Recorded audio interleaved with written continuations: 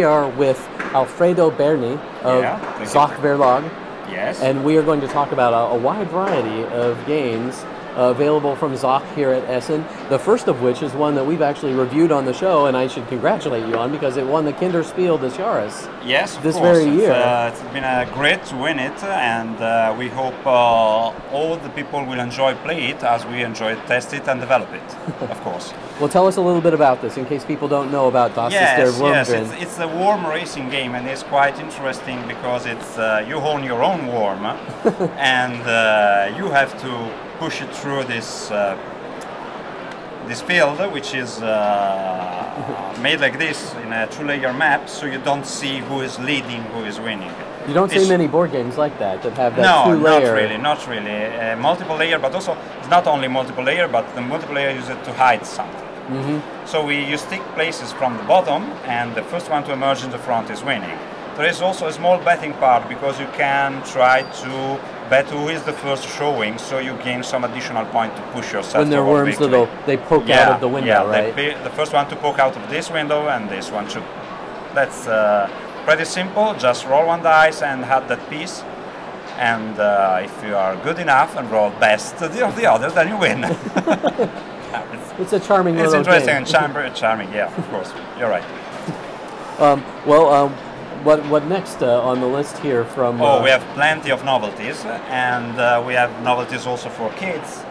We have a game that is called Fuchs and Fertig, which is just simpler material-wise, because it's just a deck of cards. But the concept is quite easy. If you have a knack for game developing, you can summarize the concept in something like push your luck memory. Because you will have 12 cards, they will be dealt to you in a hidden way, and the things you want to do is to get rid of them before the other players. Okay. You'll have the rest of the deck in the middle. What you must do in your turn is just simply to say if the animal you're going to uncover is to be smaller, larger, or the same size of the one showing. So I say the bear is the biggest because we have the scale of the animals on the top of the cards. Oh, nice. I would say smaller. Good, I'm right. Now I can stop and get rid of the cards, or I can go on. That's the push your luck part. So I say smaller again. I'm right. You got lucky. Now it's 2. Go on, or get rid of them. If I get rid of them, I simply place them in the middle, then it's up to the next bear. If I went on, then I'll try again. I say smaller again. Lucky me. I say bigger. Lucky me. I say smaller. Lucky me again. Oh, maybe I can win one shot. Yeah. Bigger. Yes. Smaller.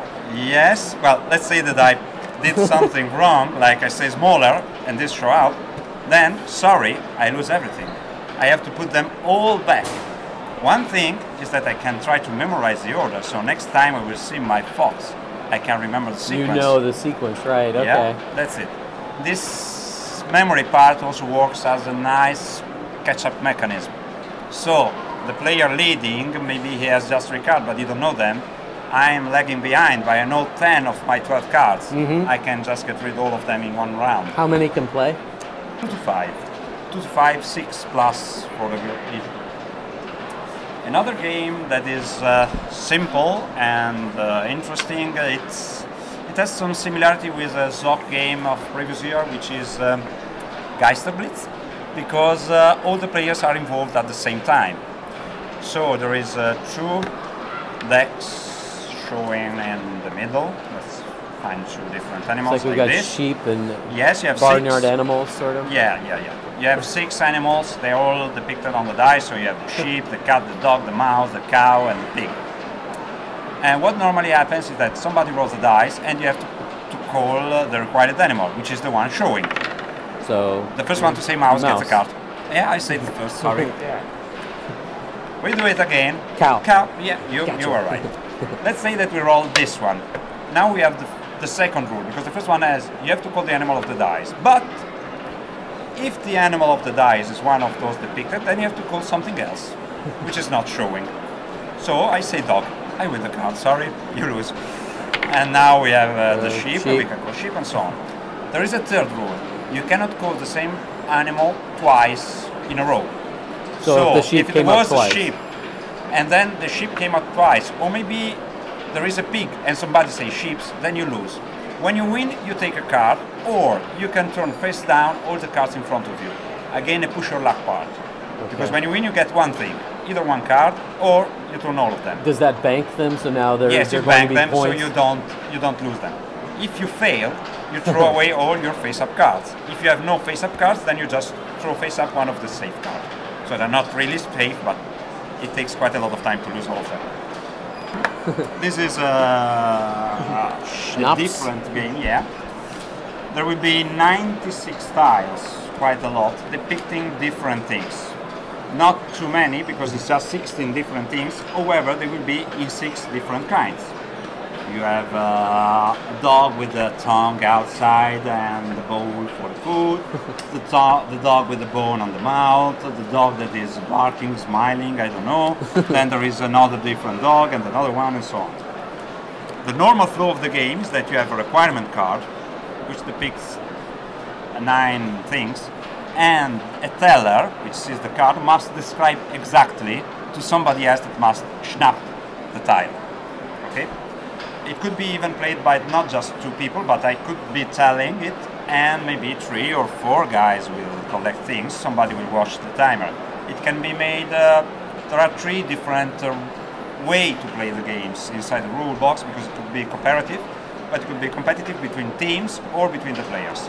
And as a final touch, Zoch Creative's genius, because this is creative genius, have devised 18 handicap cards, going from something like forbidden words, or something like you have to try to describe the same taking your thumb to the side of the mouth, and this could be quite difficult to do. That's it. That's awesome. That looks like a lot of fun. Kalimambo is another game that I know quite well, because it was a final player in a contest for game designing in Italy. One that another game we will see later as well. Wonderful art. I love the art. Yeah, very interesting. And the game is simple, and another funny thing. You will have some players from, I think it's 3 to 7, something like that. You will have some dung heap around the board, and you don't want to stop them. And there will be a Rhino in the back. You will be given a set of cards of your colors. Okay. So let's say you're blue, I am green, somebody else is the other colors, and then there is black neutral one. Okay. We will play 12 rounds, because we have 12 cards, and we just select secretly 1 card for each round for us. Okay. Let's say I take this one. I'll take that one. We uncover all the cards all together, and there will be also the neutral player. Okay. Now we just move in order from the top cards to the lower. When you have to move, you simply go on the first place. You stomp on dung heap, not good. Minus 3 points. Another rule is that if you play the same number of another player, let's say I have played the 6, only the one coming last moves. So I will lose my movement, and you will be the only one moving. Hey, but that's not bad right now. Yeah. There is another rule for penalties, that is penalties. How do you call that? I don't remember.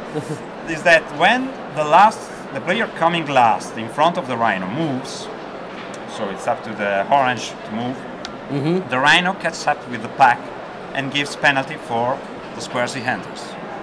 After 12 cards, you assess the penalties of the player who has the least win. Nice.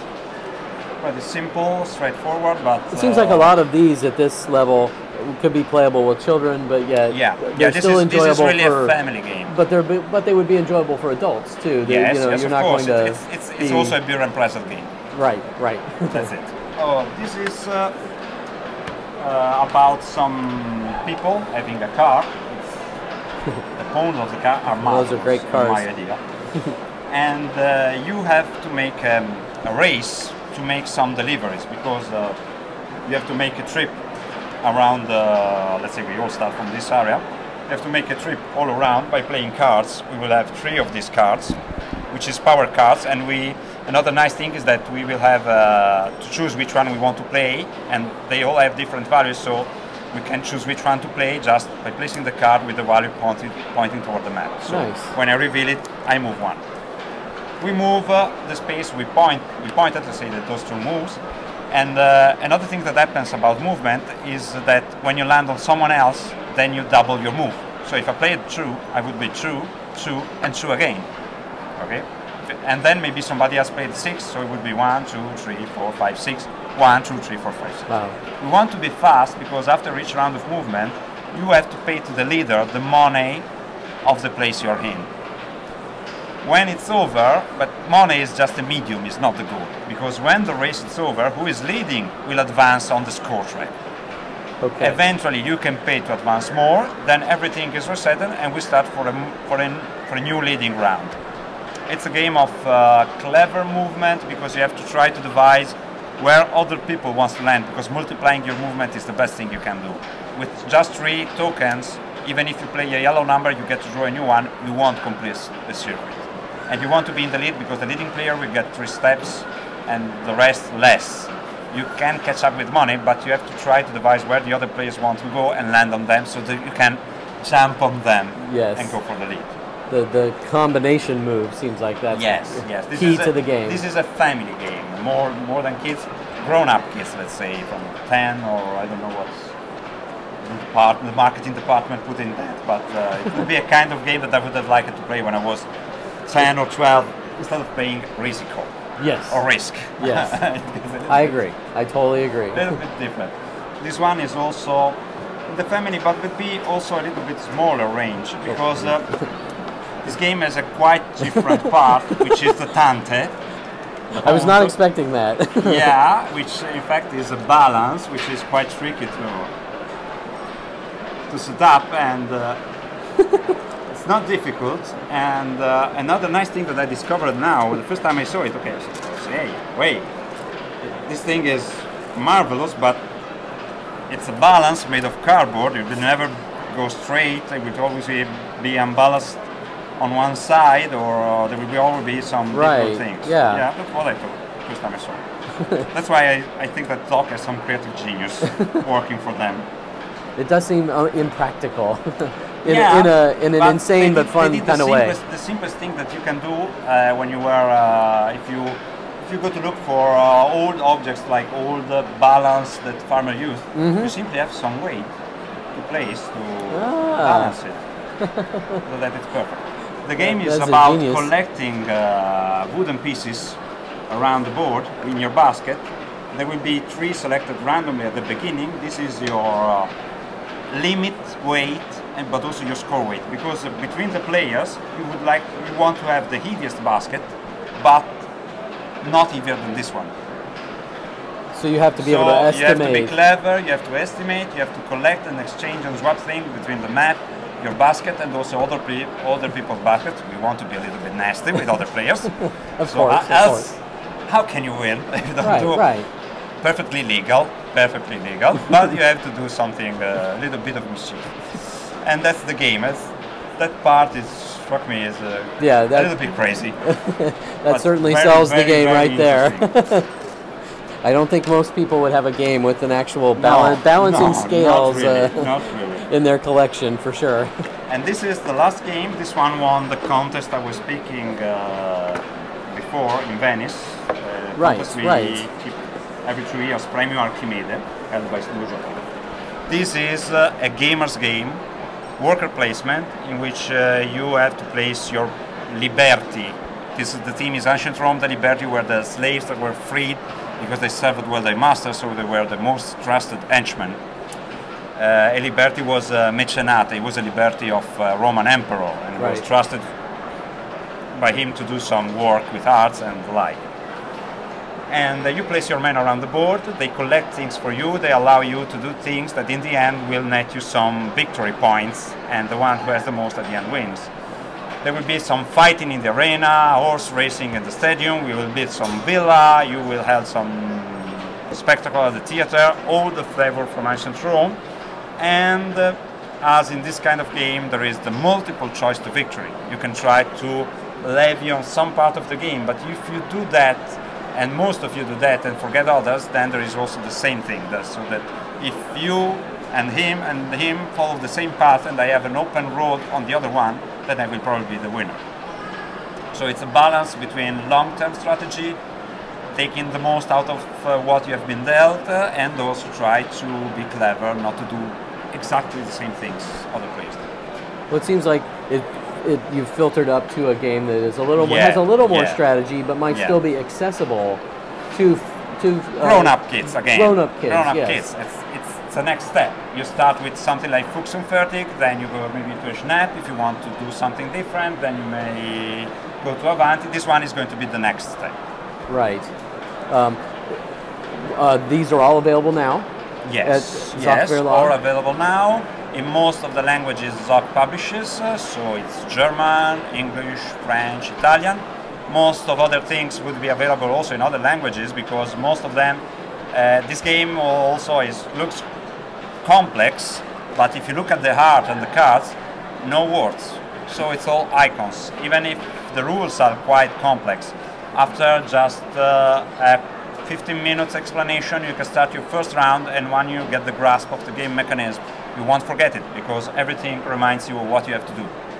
So it's pretty easy to remind it after playing for 10 minutes. Well, so it's available in just some languages, will be more in the future, and we all hope you will like our games. Well, I really appreciate you taking the time to show us. It's my pleasure. It's astounding to see the number of things here at the Zoch booth, and it's nice to see that no matter what age level you're at, if you have a family with kids, that you can kind of find something here that might fit the bill. We hope so. We hope so. Really. Well, we like it. Develop these, invent these, and we like when we see people enjoying, like they're doing outside here, from here in plane. Right. That's really our compensation. Well, if people want to find out more about Zoch Verlag, is there someplace online that they could go to find out more information? Yeah, of course, there is an online site. I think Zoch also has a contact on Facebook and Twitter, so we go all around. It is possible. Also, you can find other rules in different languages, even if the box is just for the German one or the Italian one. You can find all the rules for all the games around there. You can read them before buying eventually if you want to, and then make your choice. Well, best of luck here at Essen, and thanks again. Thanks to you.